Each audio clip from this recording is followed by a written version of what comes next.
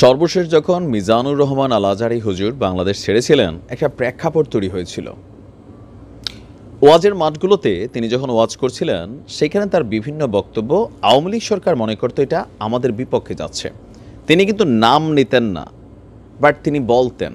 আর এই কথাগুলোতে আওয়ামী লীগ সরকারের এমপি মন্ত্রীদের মধ্যে একটা ভয় তৈরি হয়েছিল। তারপর আমাদের ধর্মমন্ত্রী তৎকালীন সময় বইলেই ফেলছিল এই আজহারি মাঝারি এগুলা জামাতের প্রোডাক্ট। সময় পাল্টেছে, আজহারি হুজুর দীর্ঘদিন বাংলাদেশ ছেড়ে মালয়েশিয়াতে ছিলেন।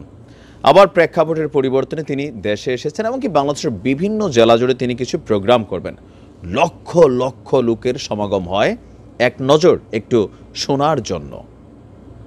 ৩০০-র উপরে জিডি হয়েছে, স্বর্ণ মোবাইল অনেকেই খোয়াইছেন গতকালকের এই মাহফিলে। আমাদের আলোচনা ওই জায়গায় না, আলোচনার পন্দ্রবিন্দুটা এবার যেখানে আসছে, এটা একটা কোটি টাকার প্রশ্ন। হুজুর আসলে কি মিন করছেন? কেন বিএনপির নেতাকর্মীরা এটার মধ্যে নিজেদেরকে আপাতত সম্পৃক্ত করছে? কথাটা কি ছিল? আমি আসলে ওইভাবে বুঝি নাই তিনি কথাটার উপরে কেন এইভাবে নিছেন। আচ্ছা, তো তিনি তার যশোরে ওয়াজ মাহফিলের মধ্যে তিনি বলছিলেন যে স্বাধীনতার পর থেকে শুধু শাসকের হাত বদল হয়েছে। রাইট, আমরা কিছু পাইনি, কিছুই পাই নাই, এটাও আবার ঠিক না। মোটামুটি পাইছি, দেশ উন্নত হয়েছে, আরও উন্নত হওয়ার কথা ছিল, সেটা হয় নাই। এরপরের অংশটা একদল খেয়েছে, মানে আওয়ামী লীগ। কেউ কেউ বলছেন আচ্ছা এটা কি আওয়ামী লীগ? আসলে আওয়ামী লীগই হবে মনে না। এরপরে বলছেন আরেক দল খাওয়ার জন্য রেডি হয়ে আছে। এইটার মধ্যে বিএনপির নেতাকর্মীরা নিজেদেরকে কানেক্ট করে ফেলতেছে। বিভিন্ন পোস্ট কিন্তু শুরু হয়েছে যে আমরা এরকম চাই না, যে একদল খাইছে আরেক দল খাওয়ার জন্য রেডি হয়ে আছে, আমরা এরকম চাই না। আমরা চাই স্বাধীন সার্বভৌম বাংলাদেশ, আমরা চাই দুর্নীতিমুক্ত বাংলাদেশ। এতেই তেলে বেগুনে জ্বলে উঠেছে বিএনপির নেতাকর্মীরা যে আপনি যে ভাই জামাতের প্রোডাক্ট, এটা তাহলে প্রমাণই করে দিয়েছেন। আপনি এই লেবাস খুলে এসে জামাতের রাজনীতি করেন। এখন তিনি কিন্তু উচিত কথাই বলছেন।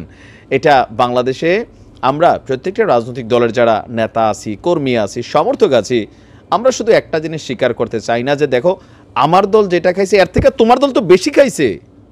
What do you mean? আমার অনেক অবশ্য জামাত লেখা শুরু করছে মনে হয় কমেন্টে না। আমার অবশ্য নানান চরিত্র আপনারা দিয়ে থাকেন, সমস্যা না। যাই হোক, আমরা আলোচনায় ফিরে আসি।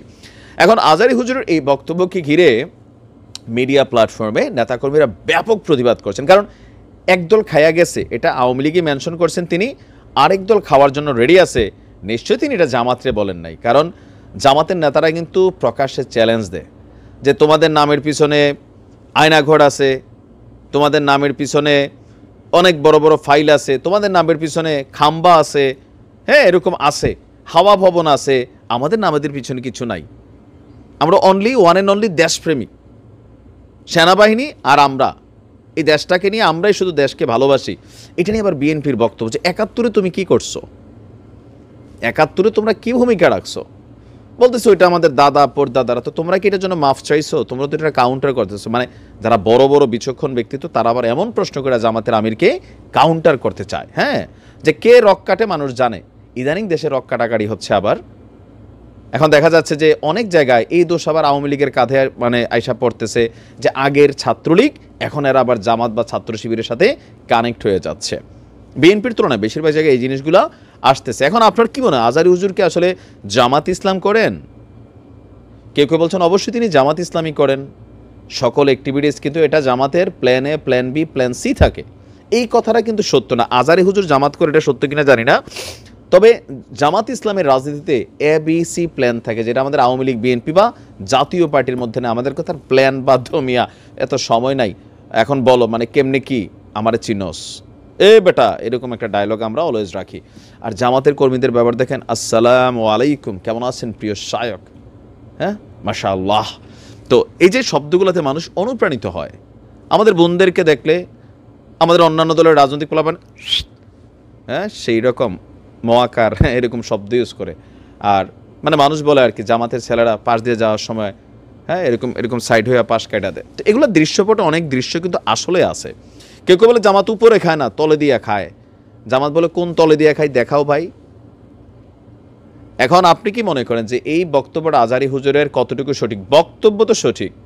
এখন খাওয়ার জন্য রেডি হয়েছে, জামাতও তো হইতে পারে তিনি কারণ নাম নেন নাই, তবে মানুষ এটা মানতে নারাজ যে না জামাতের নেতা কর্মীরা খায় না। এই মুহূর্তে গত 5 মাসে আপনি কোথায় দেখছেন জামাতের নেতাকর্মীরা লুটপাট করছে বা টেন্ডারবাজি, চাঁদাবাজি, দখল বা কমিটি নিয়ে দৌড়াদৌড়ি, পিটাপিটি বা 16ই ডিসেম্বরের সেই খিচুড়ি নিয়ে লাঠালাঠি করছে?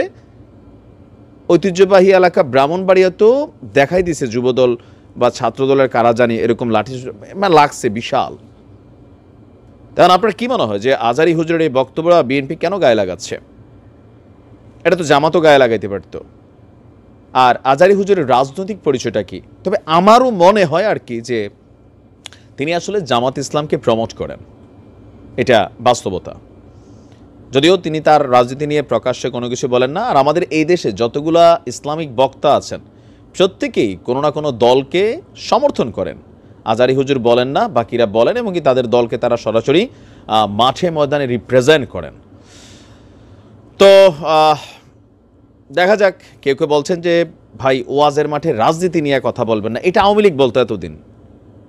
ওয়াজ করতে গেছেন একজন ওয়াজি, দিনের কথা বলবেন, ভালো ভালো কথা বলবেন, আখেরাতের ভয় দেখাবেন, কোরআন সুন্নাহর কথা বলবেন, কিন্তু কোনো রাজনৈতিক দলকে মেনশন কইরা আপনি কেন ভাই কথা বলবেন? এই ওয়াজের মাঠে কি সব খালি জামাতের লোক যায়, আওয়ামী লীগ যায় না, বিএনপি যায় না?